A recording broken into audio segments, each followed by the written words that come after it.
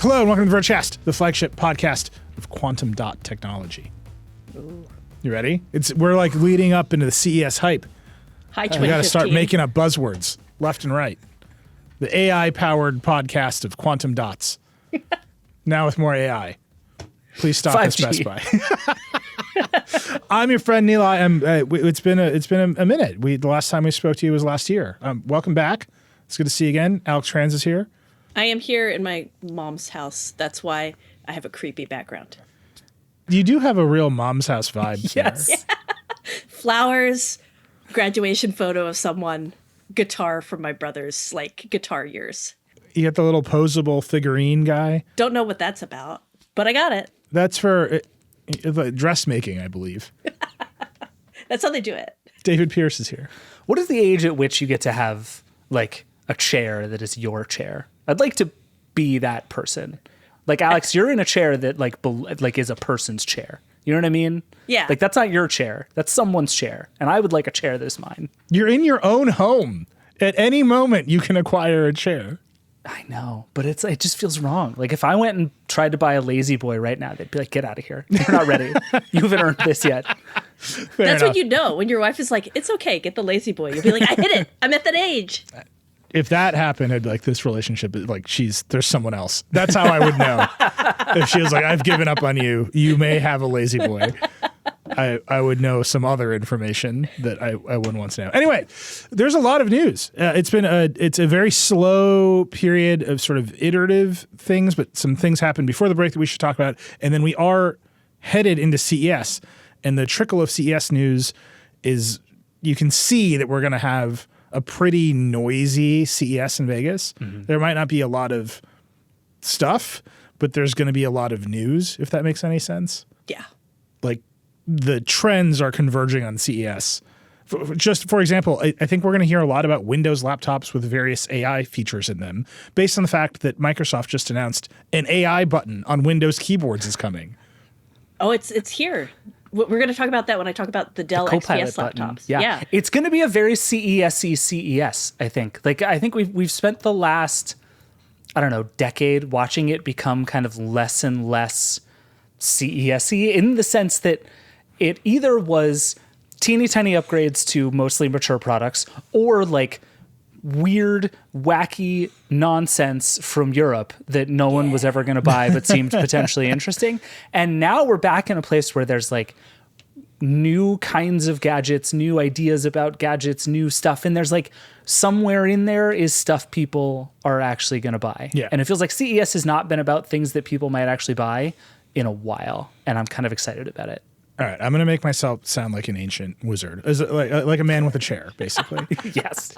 I started writing about gadgets before the iPhone existed. Like 1958. Yeah, Just watch Neil age. Say yeah.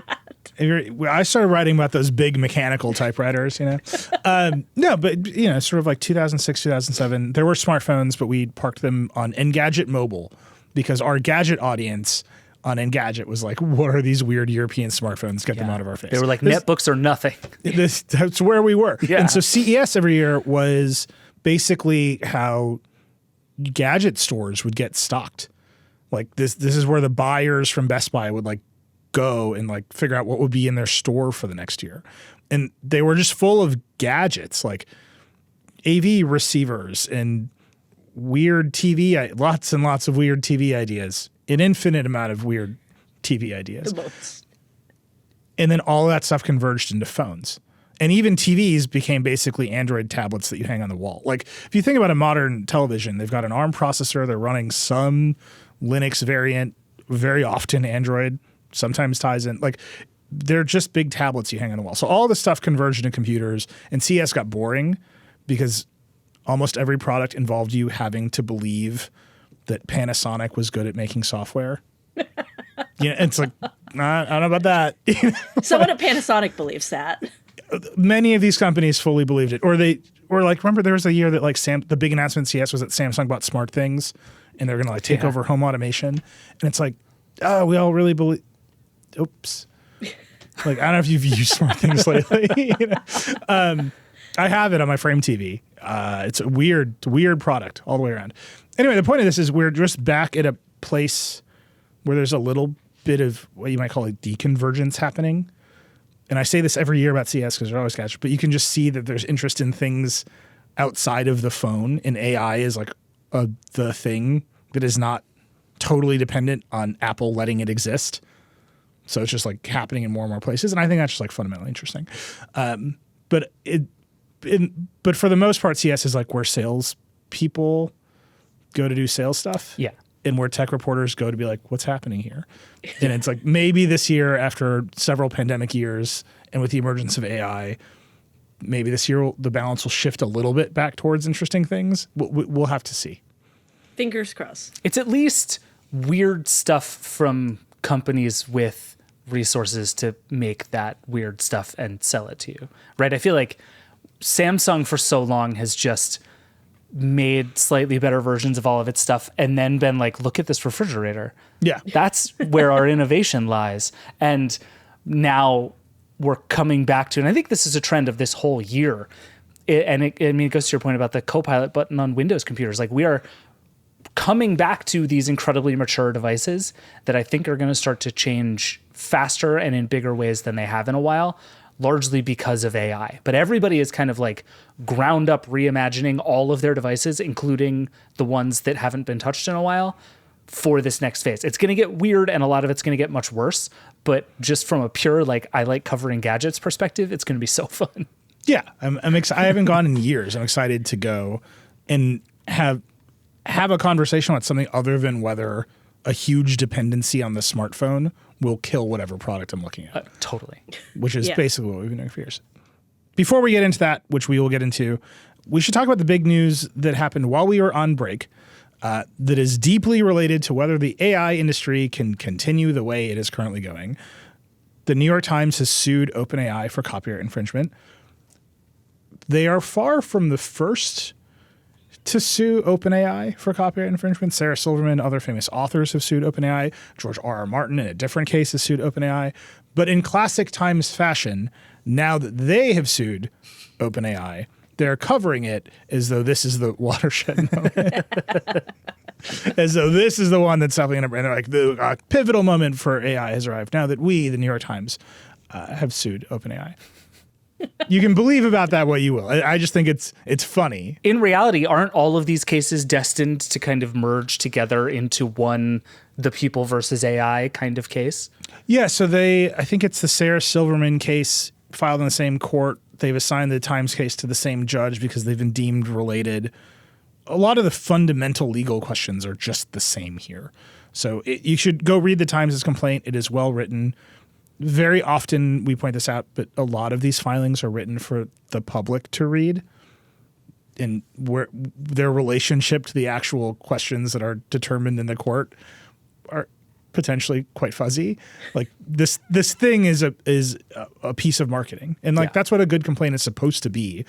But that means also it is very readable. It is not like a technical document or a technical legal argument. It's just a list of problems. For example, you can just ask ChatGPT to tell you to recite a Times article at you, and it will just do it, which implies a number of things. First, that OpenAI has a database of New York Times articles that it has made, which you need permission to make. Like that's just a very straightforward, did you have permission to make all of these copies of Times articles? Okay, but wait, can we pause on that immediately? Yeah. Because that is like, the thing you have beaten into my head over the many years that I've known you, Nilay, is copyright law is about copies, right? Like fundamentally it is about things that get copied. Yes. No one believes me, but you do, and I'm very happy that you I have learned this. I've known you a long time, and I have finally learned this. And a lot of the talking that I've seen about this case, which like fundamentally the Times makes a lot of allegations, and we should talk about them because I think they're really interesting in ways that some of the other cases have not been as straightforward about that thing you're describing, where like you can tell that ChatGPT knows New York Times articles because it will tell you about them. But I think what I have not figured out, and what everybody has been sort of talking in circles about in this, is this actually a copyright thing at all? Like, is it against the law for OpenAI and ChatGPT to know the contents of a New York Times article? I've read a New York Times article. If I tell you about a New York Times article, is that copyright infringement? Is that even remotely the same thing? Like, just like first principles. Yeah. Can you just make sense of this for me? Because I feel like I've read every direction of this and I have no idea where to land. Okay, so the most important first principle is that no one knows how fair use cases will get decided. Perfect. Ever. Like, The first principle is blurred lines. anyone making that argument to you is definitely doing it for money. You know what I mean? Sure. Like, they're all coin flips. David mentioned blurred lines. I will just say this again. I'm at the point where I'm a soundboard about fair use cases and blurred lines. Like, I gave this argument on CNBC and the anchors looked at me like they didn't know what blurred line was. And I was like, Emily Ratajkowski? And they're like, oh, yeah. So blurred lines, the Robin Thicke song with Pharrell Williams. Marvin Gaye's estate is like, hey, that sounds like a Marvin Gaye song. And they sued Marvin Gaye's estate preemptively to get a court to say, no, this isn't copyright infringement because they hadn't used a note. They hadn't used a chord. They just used like a vibe. I did a Decoder episode with Charlie Harding about this that we can link to. It's just a vibe. Like, he's a musicologist. He's like, this is just a vibe. And they lost. The jury was like, no, like, you, Robin Thicke, are kind of like an unsympathetic defendant. Like, this song's kind of weird. There's like, whatever. For whatever reason, they lost. They had to pay the money. Years later, just recently, Marvin Gaye's estate, emboldened by this, sues Ed Sheeran because Shape of You has the chords of a Marvin Gaye song in it, that so much so that he like plays them all together in concert. Like, he like transitions from one song to another. And Ed Sheeran, vastly more sympathetic defendant. Mm-hmm. Old floppy hair is like, oh, you need codes. You know, like, and he wins. Just objectively, he has used more of the Marvin Gaye song, or what you might consider as the Marvin, and he wins. That is a total coin flip. Just dead ahead coin flip. You do not know. And you shouldn't have that reasoning based on whether you think Robin Thicke is more or less sympathetic than Ed Sheeran. Like, that's a bad place to live. So is the only approach here like total nihilism? Nobody knows anything. Nothing matters. That's what I'm saying right now. Like, people have asked me, what do you think will happen? Or like, what do you think should happen? And I just keep reminding everyone that fair use law is literal coin flips every time. They are legally supposed to be coin flips. They're all supposed to be evaluated on case-by-case basis so that one thing is not supposed to be precedent for the next thing. So even if you think, okay, Robin Thicke won or lost, that doesn't give Ed Sheeran a rule to follow, which is how he ended up back in court. And then he won. And now no one has a rule. Like, you just move on to the next song and try again. Right. So this is a really weird, murky area of the law. So that's like just the first, when you talk about first principles, the only, like, the thing that I will just put in everyone's brain is that no one knows what's going to happen. The first principle is that there are no principles. It's like, in fair use law, there is just chaos. Like, it is supposed to be chaos because times change, our attitudes about remixing and copying change. The specifics of each use and reuse are totally different. And the law is sort of designed to make you fight it out. Like, that, it's very much where they want it to be. I mean, artistically, that sounds right. Whether that's where it should be is like a different question, especially at internet scale. Like, again, this law was written in 1976. Many things have happened between smartphones, for example, happened just recently. The internet, not contemplated. So, like, there's just something that's disconnected there. But more specifically to your point, David, now that I've answered your question with everything is chaos, the first thing you look at is like, did you make a copy? Even if you want to make a fair use argument is what they call an affirmative defense. So it is, but you're like, you did copyright infringement. And you're like, yes, I did do it. But let me tell you, it's fine. And here's why it's fine. And you have to accept that you've made some copies without permission, right? That you didn't have a license to copy the entire database of a New York Times article or scrape the entire website. You didn't get permission. You don't have a license.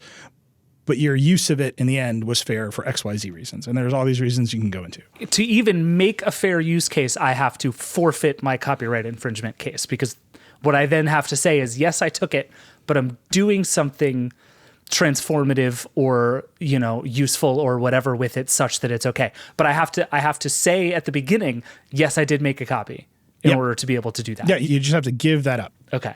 And that is complicated in a lot of cases for a lot of reasons. It is less complicated in the case of computers because anything a computer does is a copy. Like merely taking a text file out of memory and putting it on a display involves making several copies along the way. Yeah, there's a copy of the New York Times article that I'm reading right now somewhere in a cache on my computer. And at hundreds of different cache points across the internet. Yeah. To enable to load fast. And all of those, I will remind everyone over and over again, all of those were litigated. The thing I'm saying about loading bits from memory, loading bits from memory from one place on the computer to another, straight up that was litigated. You can go read MAI versus Peak Systems, a case that may be like spitting mad in law school because it is so stupid, where one company sued another company that was installing its software without permission and said the illegal copy here is when your people copy our bits from a disk to memory to load it onto a computer. And they won. That was copyright. The court was like, yep, that's a copy. And the law was rewritten to protect what are called ephemeral copies that let like the internet work, because it is obviously like a bad policy outcome to say copying things from disk to memory is actionable copyright infringement. That's just using a computer. So here we have this like total unknown. Can you make a database of the internet and then do stuff with it such that you can spit back out the internet? I don't know. I think probably there should be some payments in the mix there. Right, that seems like the thing that should happen here, right? Is like, yeah, like OpenAI has a gigantic valuation. They need this data to train their systems. If you need the data to make your valuation exist, you probably have to trade some of your valuation back to the people that made the data in the first place. Like, That's just abstract. That's not me caring about journalism or whatever. That's just like, if that is the raw material of your business, you should probably pay for the raw material of your business. Well, and they've made deals too, right? Yeah, they made a big deal with Axel Springer, which publishes Business Insider. I think it's not a very lucrative deal. It's quoted at like $10 million over a number of years, which is, right? Yeah. $10 million is 10 divided by any number over 1 over a number of years is like you're making a couple $1 million a year, right? Like that's what that sounds like. So like the deals are not very lucrative, but I think a lot of companies rather get paid than spend 10 years in court. And I think the Times is like, no, we're going to spend 10 years in court. I think Sarah Silverman is like, she'll spend 10 years in court. George R.R. Martin, that dude, he's got to finish the book. Like he's happy to litigate this through before that book He's not going to do it. He doesn't have to now. Yeah. So like I just think like this case is a big deal, and the Times is going to fight it pretty vociferously. But the argument here from all the companies, from Google, from OpenAI, from whoever, is this is fair use. We're going to make the copies. We're going to do stuff to the copies. And that is fine because we're creating a new product based on those copies, which is basically what sampling in music is supposed to do, even though that is all licensed now. Like you get to a place where you make the argument about everything being a remix long enough, and then you run out of original work to remix because you've destroyed the market for it, and then you start paying for it. So like the music industry, by and large, has sorted this out, right? There's just a lot of payments going on for publishing, for interpolation, for rewriting, for sample clearance, in a way that in the 80s when all this happened, like, the Beastie Boys never cleared a single sample. like they just didn't do it. And there's so many in that record that the argument is you can't now. No major label runs that way anymore. Right. Like they've built a market for remixing work. And you have to expect that OpenAI and the others will have to create a market for remixing the data that they're ingesting. Well, and I do think a huge amount of that market you're talking about comes from nobody wanting to go to court. And I think in this case, what you have, like you said, is a couple of parties that are really, really psyched about going to court and actually hashing this out. No matter how it goes, it's going to be really interesting. But I think this is one of those things that strikes me as two separate issues. And I feel like we've talked about this a bunch with these companies recently. There is the kind of what feels right as a person in the world case. And then there's the, like, does this match to what we understand to be our laws in the country, right? Because the thing you're describing about the Times and paying for the raw materials of your stuff, there are debates about this, right? All the AI companies say these things won't exist if we have to pay the billions of dollars of money required to get the data to make them, which I find deeply hilarious because that just means you acknowledge that it's worth money and you're just stealing it for free.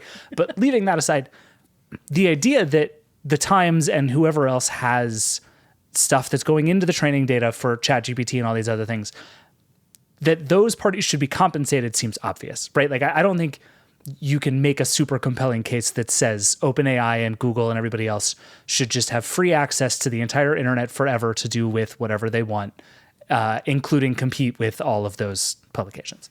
Yeah. I mean, take your hypothetical from earlier and just remove AI from the equation and just sort of run them as they were normal products. You, David Pierce, have memorized the entire New York Times and you've not compensated them for it. Right. And for a small fee, you will just tell anyone what's in the Times today. Right. That's copyright infringement. Directly. There's no getting around it. Right. It's also impressive. And the reason that we don't like sit around worrying about it is because you can't do that. Right. Right. Like human memory is so fallible. President Barack Obama on Decoder said the genius thing about the human memory is that it changes everything all the time. This was his argument when he was talking about copyright law and AI. He's like, your memories change things and AIs don't. And so I think, and his argument was like human creativity will be forever unsurpassed, which, you know, he's famously a very hopeful man. But like Mike Masnick at Tech Dirt wrote a smart piece about this after the lawsuit came out. And one of the things that he said was that if the Times wins, it opens up the Times to a lot of issues because the Times is famous for basically taking and building on work done by other reporters elsewhere without giving them credit. And people at, smaller blogs and sites have been yelling at the Times about this for forever. And anyone who aggregates anything on the internet could suddenly be open to these same things because just by taking something and knowing it and doing something with it, you open yourself up to copyright infringement. And that's like, strikes me as like a ways down that road, but I think is not a totally impossible outcome. But again, all of this is like, I think there is a case to be made pretty simply that it just feels right that everyone who is helping make this thing for these enormously profitable companies should be compensated in some way, right? Well, so two things. One, OpenAI isn't profitable yet. Just burning money. But they are collecting a ton of investment dollars. So like that's interesting. Yeah. But the product itself is not yet profitable. Microsoft's pretty profitable. Microsoft is pretty profitable. Google, right? But like these products right now represent sort of rising costs and not falling costs. That's fair. Yeah. Right? Like every hit on whatever tensor unit or GPU that they're using to run these things, it costs more money than an average Google search or whatever. Yeah. So there's some like interesting economics that they're not quite as profitable as everyone wants them to be, but everyone can see the future in which they are extraordinarily profitable. Also, does that matter? Like in copyright infringement, does your company valuation make a difference? No, but I think that's the moral case. It doesn't make a difference. Copyright infringement is copyright infringement. But this notion that there's some sort of big taking happening economically, I think provides ammunition to the moral argument that you're making, which is like you should get compensated for this use. There's got to be money at the other end of the line, right? And like that is sort of as yet unproven. I think everyone believes that there will be a lot of money at the end of the line. I believe there will be a lot of money at the end of the line, and you should sort out the economics early. That all makes sense. But the money isn't actually at the end. We're not actually at the end of the line. So that's just one thing to flag. I will say just one other thought to that, and then you should keep going. Yeah. Is that like there's a weird thing in this where kind of everybody loses, right? Because if OpenAI is taking the New York Times information to make a thing that loses tons of money, but in so doing is taking readership away from the New York Times because it can answer some of the questions people might have otherwise gone to the New York Times for and even tell you about New York Times articles. The New York Times also loses. So you're stealing my money in order to not have any money, which is kind of a wild current version of affairs. I agree. And there's a weird zero-sum notion to the value of information embedded in there that is hard to unpack. Like it costs the New York Times a lot of money to generate the reporting. It costs us a lot of money to generate the reporting. And then everyone sort of believes that it should be free. I don't know. I know how much it costs to employ our staff. We should make more money than it costs to run our business. That argument plays in every part of the world except journalism on the internet. Like that's very weird. And like you can see, the reaction to that across the sort of media landscape is more paywalls are going up. Like people are trying to value the information at what they think the market should value it at, and that is working and not working in different ways. The other thing I want to say is I love Mike Masnick. I think he's very smart. I read Techdirt all the time. People should read Techdirt. This is the place where I tend to disagree with Mike, and I am a copyright minimalist, I would say. Like, I worry about the expansion of copyright law all the time. That's how I started my career as a lawyer. It's like what I've written about a long time. But I think sometimes Mike just devalues everything to zero too quickly. And embedded in the argument that he makes in that piece, which, again, you should go read. I love Techdirt. You should read Techdirt all the time. Is the notion that the Times work is not valuable, right? That by the Times insisting that its work has value unto itself somehow is hypocritical, because then everyone else can insist that their work also has value, which will destroy the New York Times.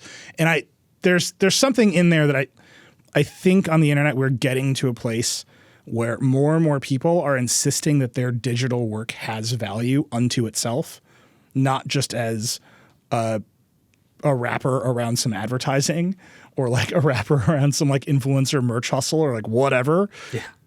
And that's just new. The joke I keep making with Addie Robertson, our policy editor, is that we came up in a time when the dominant like vibe on the internet was everything is a remix. And now the vibe on the internet is fuck you, pay me. Yeah. That's good. Right. I and like that. That's a big shift. It's a big culture shift. Like it's hard for me to wrap my head around it because I am very much of the everything is a remix school. But there has to be like some money has to flow to original creators.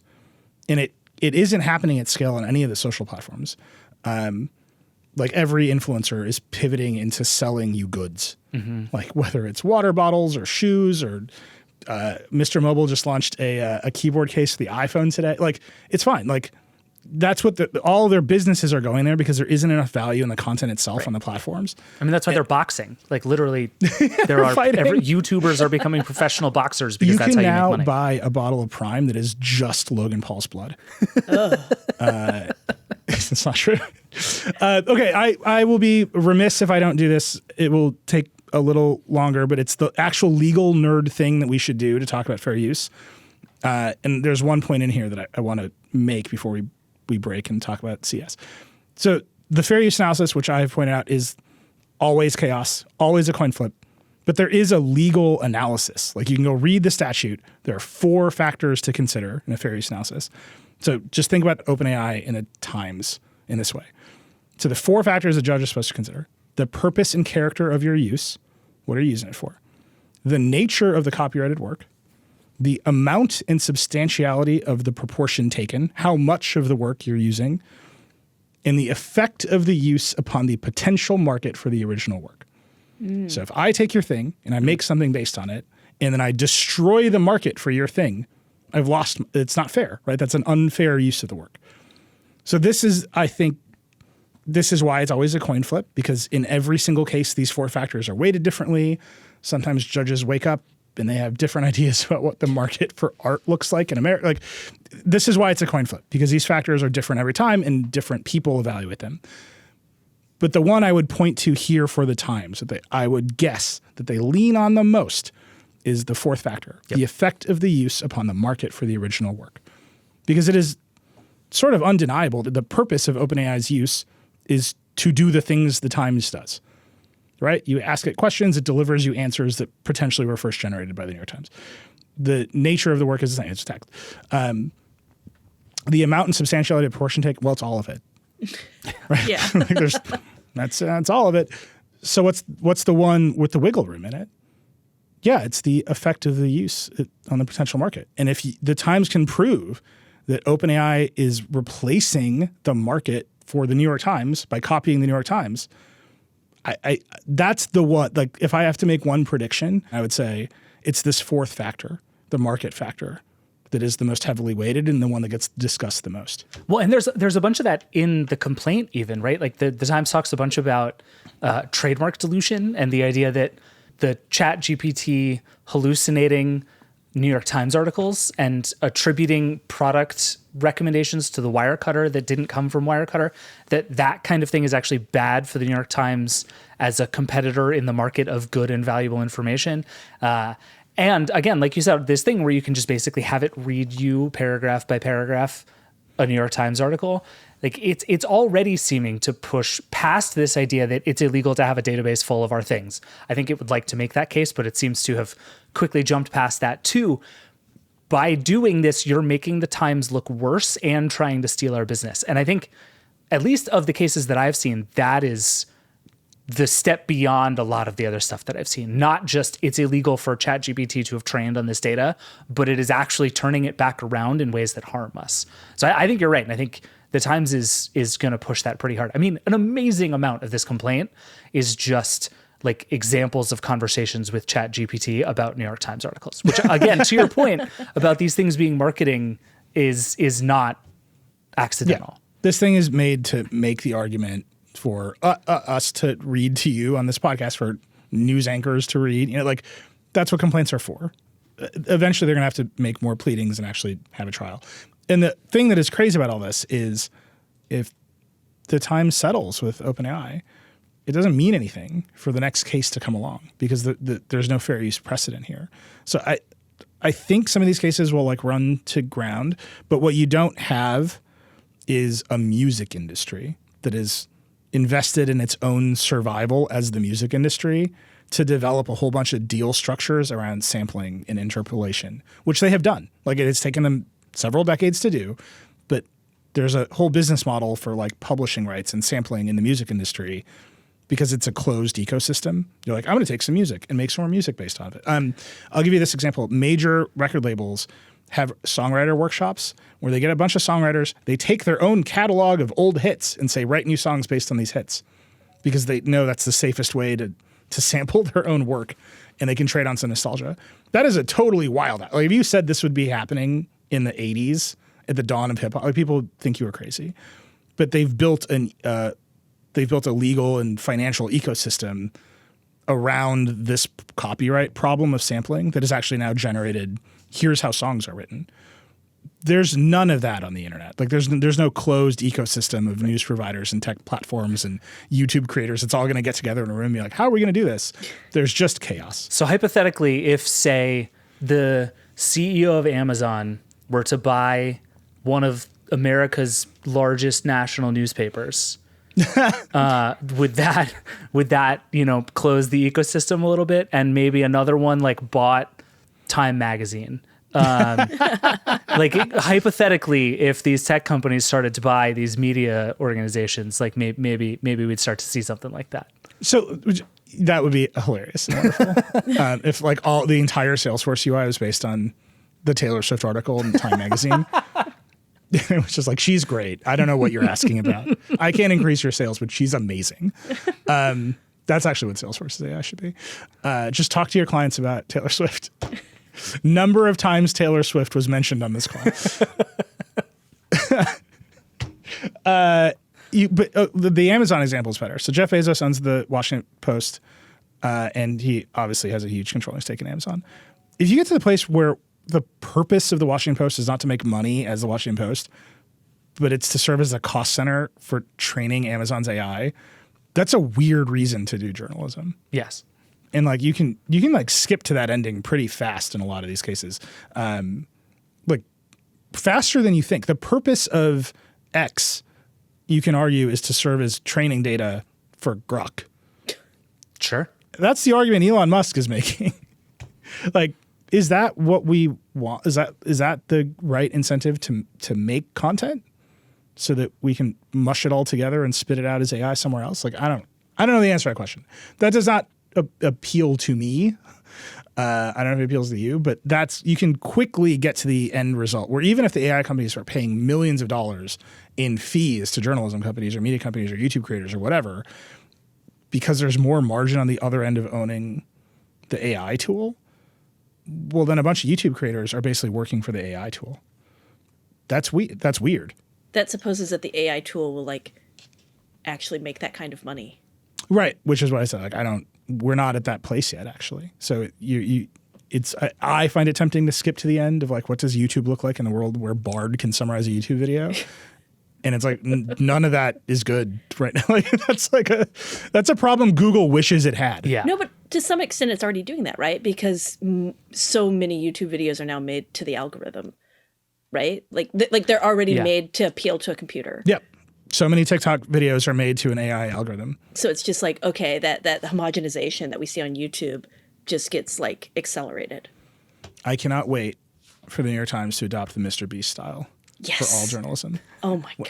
This is how I was wondering how we're going to cover the election, and it's just straight rips of Mr. Beast videos about tech policy. Oh, man, every picture on the homepage of the New York Times is just the reporter with their mouth open making a face. No, it's closed now, right? It's closed now. Oh, you're right. It's your mouth is closed, and there's something gold and a bunch of money behind you. And it's just the New York Times reporters. Look, it would certainly be interesting. That's all I'm saying. It would. All right, we got to take a break. I talked about copyright law for 2. This is my fault. We're gonna watch the chart in Apple Podcasts. Be like, Neil, I did it again. All right, we're gonna take a break. We're gonna come back. We're gonna talk about some CES. We'll be right back. Okay, we're back. That's all the copyright law talk. Well, there'll be a little more copyright law talk. I was gonna say you've made that promise before. Don't believe him, guys. It's my favorite. It's the only law that works on the internet. I'm telling you, this is true. It's also the law that might break Google in the end, which is fascinating to think about. Okay, that's enough. That's enough. We should talk about CS. CS is coming in a week. We're going to be there. Yeah. I would say there's a bunch of stuff here that has been announced pre-CES. I always wonder if they announce the best stuff early to get the early wave of hype, or this is just hey, pay attention to us, the real stuff is coming. I think it's like both. I think it depends on the company. Some companies are like, I want to get my cool stuff out early, but most companies are like, I want to get some fun stuff out, tease you, and then do the really cool stuff later. Yeah, and nothing will have a price or a ship date. Yeah. All of it will be like the weirdest render you've ever seen, and then you can come see it in person at our booth. Or it'll be a sticker.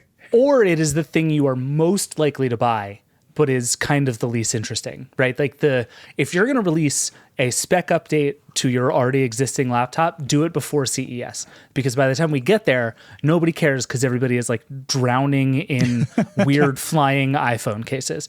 But if you have something that is like, here is an actual product that actual people will probably buy, this is when some of this stuff comes out. That's why we're seeing a lot of like monitor upgrades and, spec bumps to laptops and things like that. And then I think you get to CES and that's when they're like, have you seen these speakers? They're 62 feet tall and they cost $5 million. CES. And there's just me standing in front of them being like, this is why I do what I do. I'm home again. All right, so I'm just going to read a few of them that I think are incredible. LG released like a speaker system. I don't know how to describe this thing. It's a speaker with vacuum tubes in it and a transparent OLED display on the front of it that displays the name of the song in like old time font. Yeah. I want this thing so badly. It's sick. It is so stupid. It is so dumb, but it is so cool. It's just like a Kickstarter that somehow LG made real. That's exactly right. Like a 2014 Kickstarter, and they're like, no, we're just going to sell this thing and put LG's label on it. It is so cool. Like, ridiculously cool. Big vacuum tubes, little vacuum tubes, old-timey fonts. I'm not even sure if it's recasting the name of the song into the old-timey font, or if they just found a song whose album cover is in an old-timey font. Do you know what I mean? Like, I don't know what's going on here exactly. I just know that this picture of this, it's a black and white picture of a guy leaning back in a chair, but then the speaker system is in color, but then it's actually not in color. It's just the orange of the vacuum tubes is the color. It's just sepia. It's perfect. It's so good. It's a very CS product. I'm very excited about it. I'm going to go look at it a lot. Then there's been a bunch of display news that I'll just read quickly because it's a bunch of gaming monitors. Samsung now has more OLED gaming monitors. Some of them have up to 360 hertz refresh rates, which I believe is many times faster than human perception, but good for Samsung. Hell yeah. And then LG has topped Samsung with a 27-inch OLED that has a 480 hertz refresh rate. In your face, Samsung.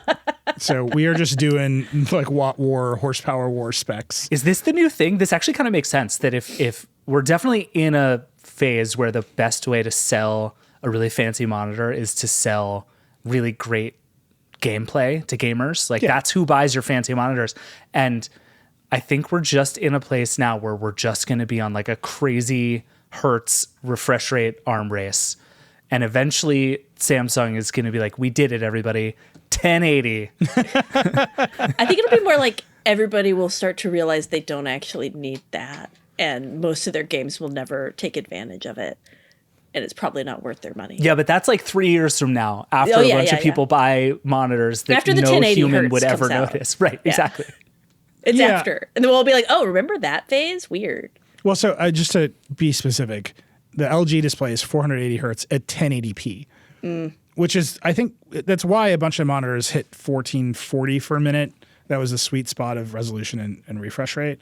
And so I think what this actually signals is you're going to get faster refresh rates at the resolutions you actually want to run at, and then you have to make some sort of decisions about what you prioritize. But yeah, this is just a spec war, and I'm here for it. Absolutely. I want to be very clear that anytime LG and Samsung decide to engage in a display spec war, you just call me. I'll be there. 100%. We're going to cover every ounce of that spec war because display spec wars are what this business is made of. I also still really like this trend where everybody is putting smart TV stuff into computer monitors. It's the best. It's so good. Like just to have a thing that's like I have a 32-inch screen and it is my television and my gaming monitor and my computer monitor, and it does all those things pretty well. It's like I love it. It's Can great. you imagine being a college student and having that? Like, I'm just like, what? I want that. I know. I'm going to go back to college just so I can have this monitor experience. But then I'm going to be in the dorm one night and be like, wait, I like having a house. I want to be clear. Both of you are very senior editorial staffers at Verge.com. David's like, I can't wait till I can own a chair. And Alex is like, I'm going to go back to college to get a monitor. It's good. We all need dreams and hopes and aspirations. Yeah, our dreams just going backwards or forwards rapidly in time. I'm going to get a chair, guys. It's going to be my chair. He's got his name on the back. You have to earn comfort, Eli. Yeah. Don't forget that. All right. The last little display one I want to call out, and then we should do this as lightning round, is this LG projector that looks like an old Bell and Howell film projector. Like it's a handle, but it looks like a crank on the side. It's called the Cinebeam Cube. Cube is spelled with a Q. Extraordinarily important to note that it's spelled with a Q. It weighs 3.2 pounds. It's just a little bit shorter than an iPhone, so it's itty bitty. And it can do a 120-inch image at 4K. It's pretty dim. It's 500. It's not great, but it is so pretty. It's beautiful. It runs WebOS, of course. So I really think back to like what we were talking about the kind of disintermediating phones as a thing. I think this is one way it's going to happen. I think we're going to get this really cool run of like furniture-y gadgets that I'm really excited about. Like we spent a long time with all the smart speakers and all this stuff being like, what if we made everything in your house more gadgety and it looked more like the future? And everybody said that sucks. And then like with TVs and like the Samsung Frame, which I know you haven't have many feelings about, we've kind of gone back to like, what if these things actually looked, nice and looked designed and looked like they belonged in your house and weren't just sort of dropped out of a Best Buy. And I think you're starting to see it from some of these bigger companies too. These things are all kind of like special edition larks right now, but you really get the sense that these companies are testing the waters to see, like, if we made a thing that doesn't look like a big fat white piece of plastic, would people buy that? And like, I know for me, the answer is yes. And I really hope it is for other people too, because I think design, like, this is what a projector should look like. Yeah. Cool as hell. Yeah. What's funny though about all of that is, old projectors looked this way, partially to be beautiful, but partially because form followed function. Like, they were very utilitarian products. This is just a projector. Like, this is just an ARM chip and some, I'm guessing, some like very standard off the shelf projector parts that they have lying around. And they've made it beautiful. They've made it look like the old form, like the old function. And we haven't We haven't quite figured out like, oh, you could just make it really, really small. We're like, oh, we should make it bigger and like beautiful. And like, that is interesting to me. The frame TV is like a deeply fascinating product to me. As somebody who now owns a frame TV in a frame, I will rant about this product all day and all night. First of all, have you used smart things? What I used it like 4 years ago. It's horrible. The frame TV is fascinating because Samsung will just tell you this is a TV that's designed to be off. And people buy it because they realize that their TV is off more than on. Yeah. And so it should be beautiful when it's off, which is just wildly interesting. Second, if you actually put a frame on it, you destroy the functionality of a frame TV. This is a true thing that I will talk about at length because it blocks all the sensors in the front. Nilay has assigned like a half dozen stories investigating what went wrong with his frame TV. I think a tech product that is a bad TV that kind of doesn't work when you do what you're supposed to do with it and is still the best-selling tech product in its category is as a cultural object. Yeah. We should just think about that more. Totally agree. It's kind of like what happened was for a long time when they were making technology for like going in the homes, they wanted to make it look cool or they wanted to make it look like it was meant for anyone and not be scary. That's why they had all the wood paneling and stuff like that. And then one day they were like, oh, we can just go like balls to the wall, do whatever we want, like do our spec wars, get to 1080 hertz. We can do all of that and have fun with it and not worry about the design factor. And now they're starting to realize like they're starting to hit a lot of those limits on a lot of the technology. And so they're like, okay, what do we have left? Oh, we can actually make it not look like garbage. Yeah. Well, there's such an interesting philosophical shift underneath what you just described too, right? Because we went through this whole long phase where technology was exciting because it was technology, right? And you kind of wanted the things in your life to scream technology.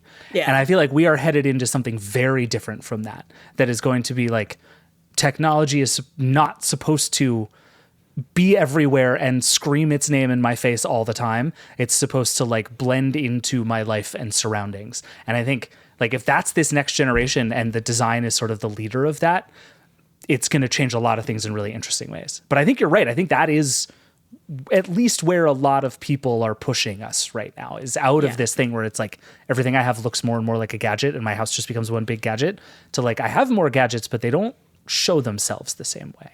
Well, we're seeing it too in like how people are moving that into different spaces in their house, right? Like the office is not in the kitchen. It's not in the dining room, generally speaking. It's off in a room. The home theater is another one. Like most people's home theaters probably isn't the same room where they do other just like hanging out stuff. It's probably cool and dark, and I want to own all $10,000 worth of it. Do you have one of those in your dorm room also? I will when I go back to school. Okay, cool. No, the home theater thing is really interesting, and I'm sure we'll see this at CS a bunch. This is why soundbars exist as a category. Yeah. Because people didn't want to put 5 speakers in their house. Now, if you're me, you want to put 12 speakers in your house. That's a very different approach. But most people are like, no, what about one inconspicuous black bar under the TV that sounds good? Leave everything else out. And that more or less won. The thing you're talking about, David, is what we used to call like the ambient computer. Mm-hmm. Like several years ago, this was the theme. The computers would disappear on the walls and we would just like talk to Alexa. And that really didn't play out. And I think the twist here that is interesting, and again, this is just one 500 lumen projector, but the twist here that is interesting is the things are designed to be seen. Yeah. Right? They're designed to be beautiful objects. And because you can take the smartphone supply chain and say, okay, now your computer monitor also has its own operating system and its own ARM processor. And also, by the way, it's like easier to get a bunch of streaming services on this weird custom computer than on your desktop computer. Yep. So we'll just like run it over here, or we can make a little projector or whatever we want to do using all these commodity smartphone pieces. You're seeing more technology, more complete computers put into different things as like single purpose things that actually work well. And that lets you get to the design element of it. Whereas before, I think the idea of putting a computer in anything required like an awful lot of computer. Yes. Yeah.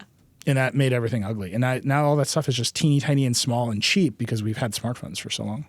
Yeah, I think that's right. And I think we're going to see a ton of that at CES, including some of the stuff we've seen already. Yeah. All right. So let's wrap up this little CES preview segment by doing a CES lightning round. Then the third segment will just be a regular.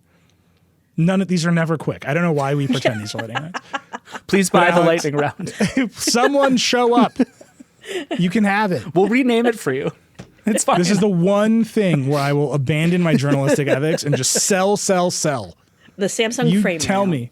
Yeah, whatever kind of refrigerator you want me to hawk. You got it. What's that weird brand that just makes the retro fridges? You want the lightning round? Smeg. Smeg. The lightning The Smeg round. chilled by Smeg. You got it. Oh boy. Anything, just show up. His name is Andrew Malnazek. He's our director of like network integrations or whatever it is. You just talk to him. He'll write him a check. I'll say got whatever you. you want. All right, Alex, what's your CS lightning round item? So this one is they announced it before CES. They're going to show them off at CES, but Dell has redone the whole XPS lineup. So the XPS 13 Plus is gone away, Which is good because it sucked. but it is also technically the new XPS 13. It's using a lot of the same stuff, but then they've gotten rid of the 15-inch and the 17-inch. Those will both still be around. You'll still be able to buy the old version for a while, but they're not going to be doing big upgrades to it. And instead, you're getting a 14 and a 16-inch. And the 14-inch I'm really excited about because it's only like a pound more than the 13-inch, which I don't carry my computer everywhere, so that's not bad for me. And it gets you like a much larger battery. I think it goes up to 69.5 watts per hour versus the previous one, which was 55 watts per hour. And it gets you discrete graphics. And that's just really exciting. And also there's a little tiny Copilot button, but they like hadn't. This out is one the of the funniest rounding. pictures we have ever run. With just a little sticker. The sticker on the Copilot Yeah, button. they hadn't figured out. They didn't get they didn't get it until the last minute, and so they're like, okay, sticker. We already made these laptops. It's very Thanks, good. Microsoft. The sticker's a little fuzzy. Everything about this picture is perfect. I love it. Thank you, Amelia, for taking beautiful photos. Yeah, it's just what is this? Is this the menu button that they just literally put a little sticker over with the Copilot and now it'll logo? go Copilot, which just it really. I know everybody's very excited about the Copilot button, but for me, maybe it was because I first experienced it with the Dell XPS. I had big like Cortana vibes. Yeah. Yeah. I mean, look, this is the dream for Microsoft, right? It's Yeah. like there's a button, an assistant shows up, you ask it some things, it lies to your face and tries to bang you, and you move on with your day. That was the original pitch for Clippy. Mm-hmm. Clippy tries to bang you. Yeah, I don't want that. Clippy, get away. Yeah, that's somehow worse. Those eyes. I'm sorry. The fact that they keep insisting that Bing is trying to bang you and they haven't said a word to me about it is like very funny Yeah, to me. the silence is deafening, Microsoft. They're gonna get you Not for one Clippy. email, not one text, not one LinkedIn message from some aggrieved Bing product manager. They're just like, yeah, it definitely tried to bang a bunch of people. It did. Sure did. All right, David, what do you got? Mine is, and I literally have to load the page so that I can tell you the name because the name just breaks my heart every time I say it out loud. The Samsung 2024 Bespoke 4-Door Flex Refrigerator with AI Family Hub Plus, Yes. Yeah. which is the Samsungiest thing to ever Samsung. It is Samsung's new smart fridge. I love that Samsung is all in on smart fridges. Like, this company will not abandon the idea that your fridge should be the biggest and most important screen in your house. And I think that rules, and I hope it never changes.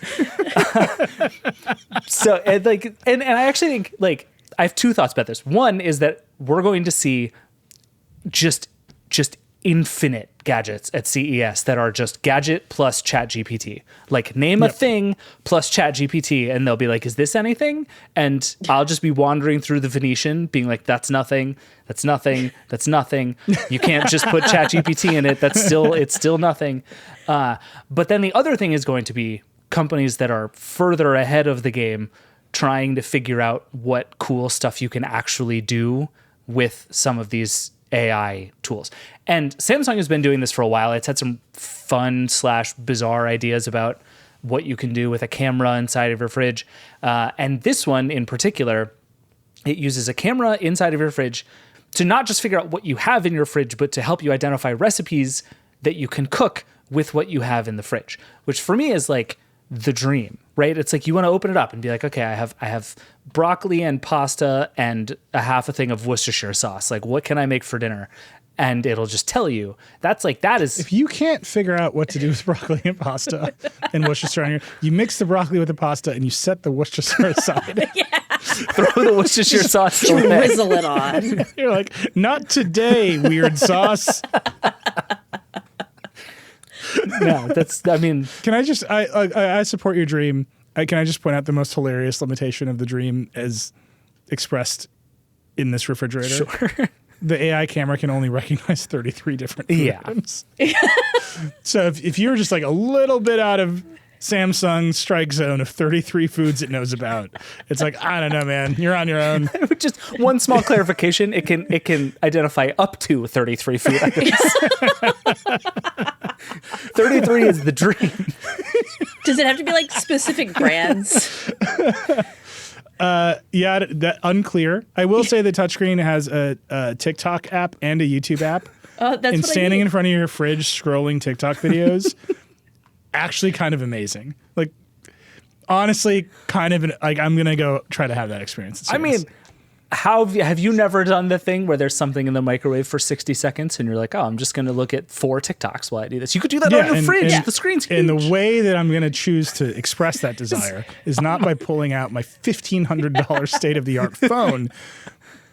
It's by using the computer in my fridge. Yeah, I don't see what the problem is. No, but I think By the way, deciding who in the family gets to determine the TikTok algorithm or even the TikTok account loaded onto the refrigerator. I think you got to The give the fridge secrets. its own algorithm. The fridge gets its own Fridge gets account, its I own- think. Yeah. That's like truly one of the most dangerous and destabilizing pieces of technology you can introduce into any family is full-size TikTok on the fridge. And you're like, whose account is going to sign into this TikTok? I don't know about that. It's a lot of trust.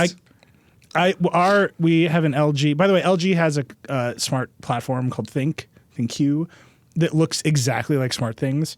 I know everyone always wants to dunk on Xiaomi and Huawei for exactly copying iOS. The fact that LG and Samsung have exactly copied their bad smart home experiences, very funny. Yeah.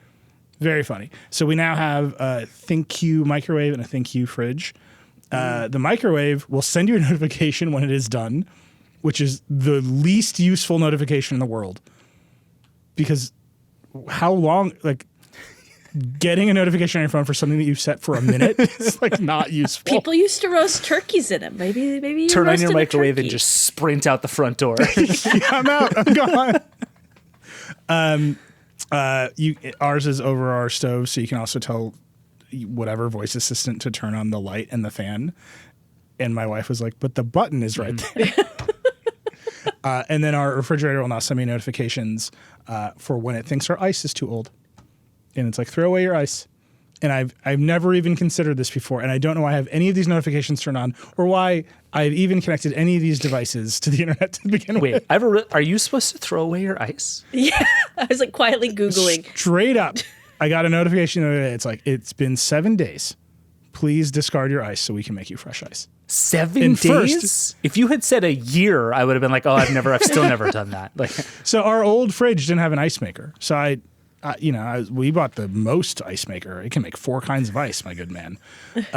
And I was like, what a luxury. And then it turns out we don't use ice. So now I just have a fridge full of ice. And the fridge is like, get this ice out of me. And that is the relationship I have with technology. Listen, if now. you are listening to this and you know if you're supposed to replace your ice every 7 days, please email us, vergecast@theverge.com. If you're an expert on ice replacement situations in fridges, I need to know this. Please. I think LG is in the pocket of big That's water. that's where I'm at right now. Yeah. And there's also someone who's been installing a lot of new smart light switches. I think Lutron is in the pocket of big wire nut. Oh, yeah. Because God bless the Lutron switch, but that's a lot of wire nuts. You're just packing them in that box and just screwing them tight. Nikolai, what's right. your lightning round? Mine is the TV stuff. We're getting some glimmers of the TV stuff. There's 2 trends that I think are really interesting in TVs this year. One, they're bringing AI to settings. So actually, if you go back years now, AI has been at CS for years because every TV company is like, look at our AI picture processing and upscaling. Like they've been talking about it forever and ever and ever. And everyone's like, haha, AI. And this year it's going to be out of control. Because now the AIs can lie to you. But they've been doing AI and upscaling for years and years and years to get, to upscale your horrible 720p Fox NFL broadcast to 4K. They've applied a lot of AI to that at the panel level. So they're going to do more and more of that this year. The thing that they're all doing is they're applying it to settings. So they're going to say, okay, we're going to recognize your content and adjust to the settings of the TV. So you won't have to switch between game mode and cinema mode or whatever. We'll recognize, okay, you're playing a video game. We're going to switch you to the highest refresh rate, lowest latency, the whole thing. Okay, you're watching a movie. That's Tom Cruise's face. We're going to put you in Tom Cruise mode, which is fascinating. They should have done this ages ago. Yeah, that's a good idea. But why does that require AI? Couldn't that just require acknowledging that you've changed inputs? But you can already do input level settings. But if your input level setting is like an Xbox, knowing what kind of content is coming out of the Xbox is actually really hard, right? Like the Xbox either needs to communicate with the TV, which given the state of HDMI seems unlikely. Neil, what was the name of that thing that the box that had all the inputs that the Cavo. The Cavo. That was one of the things it tried to do was figure out what you're watching and actually like tune the experience based on literally the content on the screen. Yeah, the Cavo is different because it was a universal remote. So its whole pitch was like, you tell us what you want and we'll know what you have and we'll deliver that. Like we'll click around the Apple TV interface for you. And because it was machine learning, it wouldn't be brittle. Like most universal remotes, if you want to do a macro, you're like, okay, press power, wait 4 seconds, click right 3 times, wait, and that is all inherently brittle and broken. The Cavo is like, we will look at the screen and we'll make sure we're going to click on the Hulu app. We'll click on the Hulu app. We'll see what's on the screen. We'll find the thing you want. It did not work. That company pivoted to selling video conferencing solutions for nursing homes. This is a true story. But the idea that you can recognize it's on the screen and take action on it, kind of an old idea. Advertising on connected TVs has worked this way for a very long time. Really weird stuff, but ACR, automatic content recognition, has been built into most panels for a long time. So the TV manufacturers know what you're watching. They can sell ads against it, which isn't great. And now they're going to finally start doing a useful thing with that technology, which is saying, okay, it's a movie. We're going to put you in the best mode for this movie. Roku is going to announce new Roku Pro mini LED TVs. They've got smart picture modes. Their pitch is 90% of people never change the settings on the TV. This will help a lot of people. They're also, Roku's going to do mini LED TVs. They're going to make higher end TVs that I think is really interesting. Mini LED is going to be everywhere at CES this year. And then Sony is not going to announce new TVs. Sony is off the TV cycle at CES, which is fascinating. The Sony A95 Quantum Dot OLED, that was the flagship TV of last year, just hit in October. Oh, jeez. So Sony is just like way off the cycle. They're just doing whatever they want. But they previewed, we've got a bunch of mini LED tech coming this year that's better than before. So like they're still making CS announcements, which is fascinating. And then LG announced its new OLEDs, kind of minor bumps from last year, but the big news is MLA, its multiple lens array technology, is going to hit the 83-inch size on the G3. And then they've got smaller versions of its ones that are wireless, which means you plug all your stuff into a box on the other side of the room. But you still have to plug your TV into the wall, which I don't know, man. But so like sort of iterative on the OLED side. And then I think huge strides in the mini LED side, which is going to be really interesting because mini LEDs are cheaper. They're just LCD screens with really, really advanced backlights. But the backlights are getting simultaneously more advanced and more interesting and cheaper. Right. They're going to crash right into OLED. So I just bought an A95. My thesis is that the TV is going on my wall for like a decade. Spending money on a TV is actually a pretty good investment. And I came this close to buying an X95. So shout out to Value Electronics in Scarsdale. I went, they had 2 calibrated Sony TVs, like not in retail mode, but like calibrated.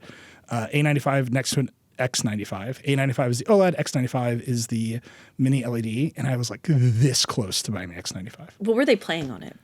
They're playing some dark stereo store demo loop. Like, look at this lizard. I want to know how many hours you spent standing between the two of them, and like how close you got to one, and then you'd walk over the other. Like, did you bring a loop? Did you bring a microscope? Like, did you bring your trusty Nikon macro lens to take pictures of the pixels? Like, how? I just stared at TV. I like went in there because they had stock. Like A95s are hard to find. They just closed and left you in there overnight. They were like, "We'll see you tomorrow. Let us know." It was like me alone in a dark store with like various $30,000 like BW speakers, hugely expensive. I was just like in heaven. And then this store, they're the ones who run this thing on YouTube called the King of TV Shootouts. We've been doing it for like 20 years. And so like they calibrate everything. It's like beautiful. So but I came this close to buying the X95 because the mini LED tech is so close. It's like, it's right there. And I think at CS, we're going to see the next evolution of it across a number of manufacturers. And then Sony's going to show us some more stuff this year. And the point I always make is if you pay attention to displays, like one, it's fun because it's just it's a stakeless spec war, right? Like it's not like, will TikTok ruin democracy? You know, it's like, will this display look sick or not is like all you need to know. But if you keep track of it, you can kind of tell what kind of devices we're going to get a few years down the line. Right, because the display is usually the thing that limits the form factor of any device you're talking about. And so TVs are where you kind of get the state of the art, and that stuff just trickles down to everything else. And the mini LED moment is like we're right here where spending the extra money on an OLED for a lot of people isn't going to be worth it anymore, which I think is fascinating. That's going to suck. I like to be smug about my OLED. I love it. I didn't buy the X95. I bought the A95 because I want to be smug. I want to look at that thing and just feel a wave of smugness every time I look at it. Like I need to know what I'm going to be smug about in 4 to 5 years. Here's what I'm smug about. I now have access to the world's most useless streaming service, Bravia Core. You get the really good reds on Spider-Man, though. You get the really good reds. It streams in pure stream. It streams 80 megabits per second on Bravia Core, but you can stream 4 movies and 3 of them are Spider-Man. And as soon as you turn it on, Comcast calls and says, "Are you running a Bitcoin mine out of your house?" Exactly. But one of the movies on Bravia Core that I had access to, because they changed the library all the time, was a remaster in IMAX of the original Ghostbusters. And I was like, I'm in heaven. Like this is it was kind of like a bad 4K upscale. Like you like see the pores, but they were weird looking. Yeah, there's like too much contrast. Alex, what was one you were pointing out the other day? You quick posted about it. There was something that just got upscaled and it looked really bad. Oh, they're doing it a bunch with everything. Like on YouTube right now, if you go and look up an old trailer, almost all of them have been upscaled. Yeah. And you're just like, that's weird. I sat and rewatched all of Ghostbusters in this bad upscale. I mean, it looked insane in some ways, like just like too contrasty. Like that's the thing I always catch with these bad upscales. Like it's like too contrasty and some things get blown out in weird ways. But then I was like, I'm reading the titles of the name tags. There's a movie I watched 100 times on VHS on a 13-inch screen. And I'm like, look at all those words that are on the screen. How was Slimer? Beautiful. I mean, it's like parts of it are blurry, like because the old lenses weren't perfectly sharp across the whole frame, and they were a lot of that movie was shot at night, so there's like a lot of film grain that's getting upscale. Like none of this looked good. I do not think you should buy a Sony TV for this experience. But in terms of things I am smug about, having had this experience because I own this TV, very high on the list. Like I need a shirt that's just like Bravia Core Stan, and everyone's like, "What are you watching?" And I'm like, "Nothing. Air Force One. I gotta go." Got rid of your Netflix account years ago. Yeah, I'm watching 4 movies on Bravia Core. Meanwhile, I was just making plans to watch Oppenheimer on my iPad on the way to Vegas next week.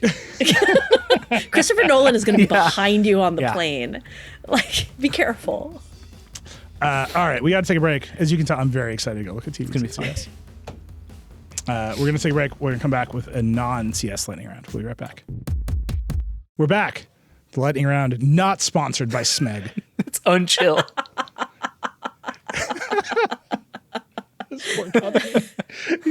This poor company is like a great business selling retro fridges in the back of Office Max. And I'm like, boss. Whatever, man. We said Smeg like 10 times already on this podcast. They're doing fine. Yes. Our Google results are blowing up today. Yeah. Someone's got the Google alert email. It's like, what is going on? They're adorable. They look like the 50s, only using modern. Pay us the money and I'll finish the sentence, Smeg. The modern what, Smeg?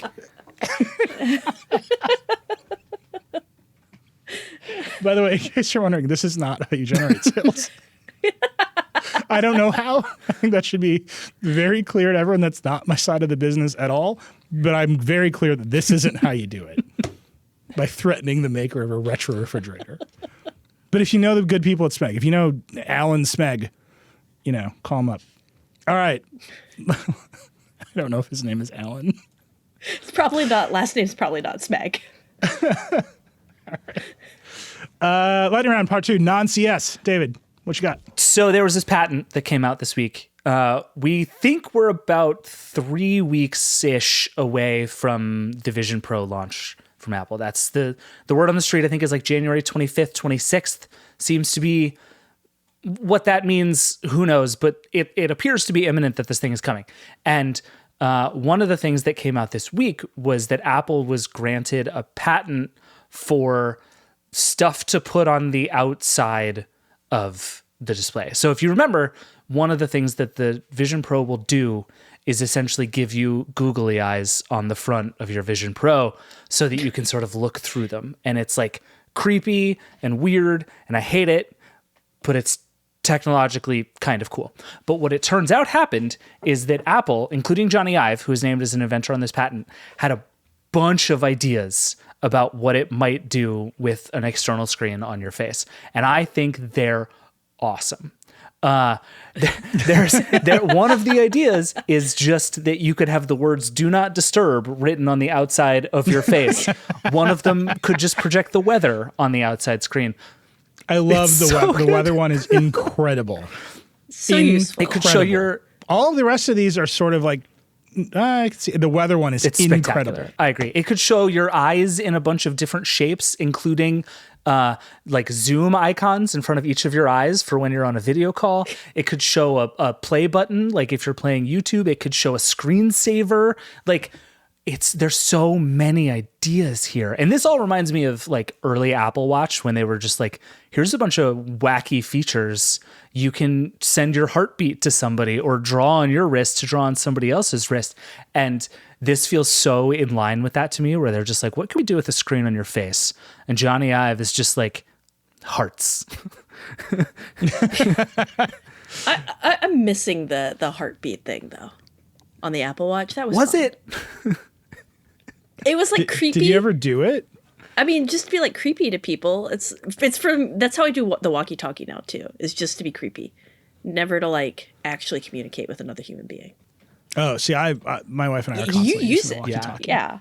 It's really quite good. And actually now our house does not, it's not necessary, but we still do it.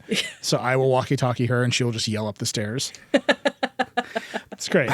Technology, everybody. But I think the thing I like about this is one thing Apple has always been really good at is taking things that are otherwise kind of problems and making them sort of iconic. Like all the way back to the white headphones on the silhouette in the iPod commercials. Like it took the cable of your headphones and turned it into a thing, right? And it did the same thing with AirPods, which are objectively ugly, but it made them like culturally cool. And I think Apple's going to try to do the same thing with the Vision Pro. In some way, it's going to try to make it like, no, this is not a stupid thing you wear on your face because it gives you stuff like, this is a cool thing for your face, which is a hard sell to make, but I think Apple's going to try. But yet, as Jay pointed out in this story that he wrote, we still have not seen, as far as I know anyway, an Apple executive, Tim Cook or otherwise, with a Vision Pro on their face.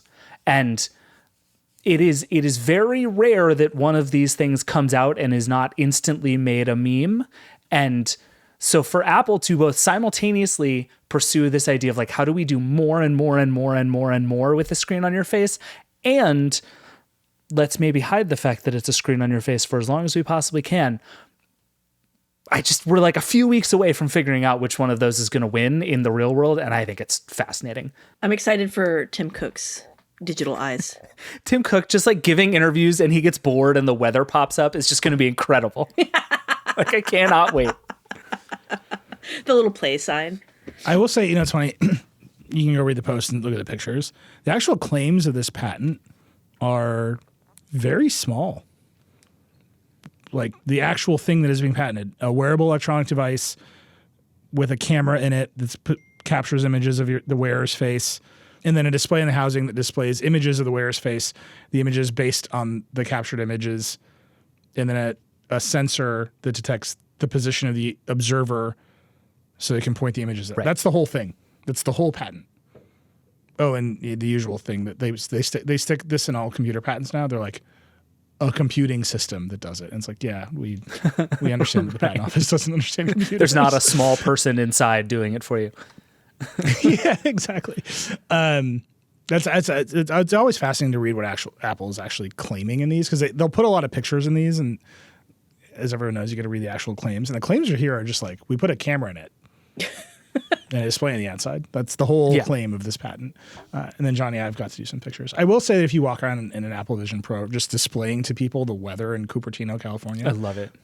It's very good. I like the idea they don't even change the weather. It's always going to be Cupertino. I think if you wear one of these, you should be obligated to be showing your TikTok feed on the outside of it at all times. It's rough. Shame. CES is next week. Apple has said Vision Pro is coming early 2024. A lot of rumbles out in the world. I would bet there's some sort of Vision Pro announcement that interferes with CES. Apple loves upstaging CES. Loves it. Yeah, I bet you're right. So that's just my bet. I don't have any inside intel on that. I just, based on history. Remember one year at CES, Apple was like, we have an event. And it was like, the iPhone's now in Verizon. Yeah. Cool. Yeah. It's the same one. All right, Crayons, what you got? Okay, so it is with like great sadness, I say that Amazon is moving to advertising starting in January 29th. That means you're going to have to watch ads if you have Amazon Prime. Unless That's crazy. You want to pay extra. But it's also like, it was always inevitable. It was always going to happen. Nobody was shy about putting ads on these things when they started with maybe Netflix. But everybody else was always like, yeah, ads is somewhere in a forecast for us. So now it's just like, okay. And for Amazon, a company who we don't actually know how many people watch their shows. We just know they have all of the subscribers because everybody has Amazon Prime. Well, I think we can confidently say it's not very many. Yeah. Based on the success of their big shows that they have. There's going to be like 4 people. Yeah. Womp womp. Hey, there's The Boys. The Boys is good. Yeah. It's a show. It's Reacher and Boys. Everybody's dad watches Reachers. Like, you two are going to be watching it soon. You don't know it. Isn't it just singular just Reachers? It's Reacher. Yeah, you're right. It's just Reacher. That's like the James Cameron sequel is Reachers. It's coming for you guys. Just a lot of Prepare tall, yourself. quiet men running around small towns in America. The only thing I know about Reacher is I saw a TikTok. Who's the main actor? I don't even know. I just saw a TikTok with him where he was saying that the amount of muscle that he has to carry on his body to portray Reacher is actually causing a physical toll on his body. Oh, wow. He's like, imagine walking up a flight of stairs, but you're holding 2 40-pound dumbbells. That's my life now. Good Lord. That's a lot. That's too much muscle. Yeah. He was like, yeah, but it's worth it because I'm Reacher. Soon to star in the sequel, Reachers, directed by James Cameron. It is inevitable that all these streaming services are doing ads. Like everyone watch Netflix, turn on ads and make more money. Amazon is actually a secretly huge player in the ads business. Yeah. Yeah. Like a huge player in the ads business. It's Meta, Google, and Amazon. And of course they're going to do connected TV ads. Yeah. But it's kind of gross. Like the whole point of Prime is like not that, right? Like you pay Amazon the money up front to get all the good service on the back end. Yeah. And now it's like, now it's just cable. I'm paying for cable and shipping. I think for them, it's like, okay, you get free shipping, you get whatever other stuff comes with Prime, and now you also get free cable. And if you want to get rid of the ads on your cable, you can give us even more money every month. And 4 people are going to do that. Yeah, no one. Write us a note. If you're going to pay for the ad-free tier of Amazon Prime Video, I want to meet you. I feel like I can meet you individually. Yeah. Oh, Like, yeah. That's a scalable proposition is I want to meet all of you. You could fit all of those people in like a single Dave and Buster's. Like, no question. We're going to have a party sponsored by, you know who you are. All right. I have 2 because I added one because it's so funny. But my first one is Alamo Drafthouse runs Sony digital cinema projectors, and they had some sort of certificate timeout over the break, and they just stopped showing movies. It's so brutal. They're supposed to be the good company. They're supposed to be like the good movie theater that like actually cares about how they screen things. So for them to like drop the ball this bad is... Yeah, so it's unclear what happened. We've read a bunch of forum posts from like theater employees and like projectionists. One amazing thing about the internet is you're like, man, I wonder if there's a community online that's deep in the weeds of this. And like, oh, it's the projectionist forums. Obviously. Yeah. So there's people like explaining what happened, they're like, man, the company, but it feels like, David, I know you read a bunch of stuff too, and we're going to write a story on it because it's like perfectly Verge Strikehouse. There's a lot of DRM involved in digital projection. Like you send a movie to a movie theater, there's a bunch of DRM steps in being able to play back that digital file.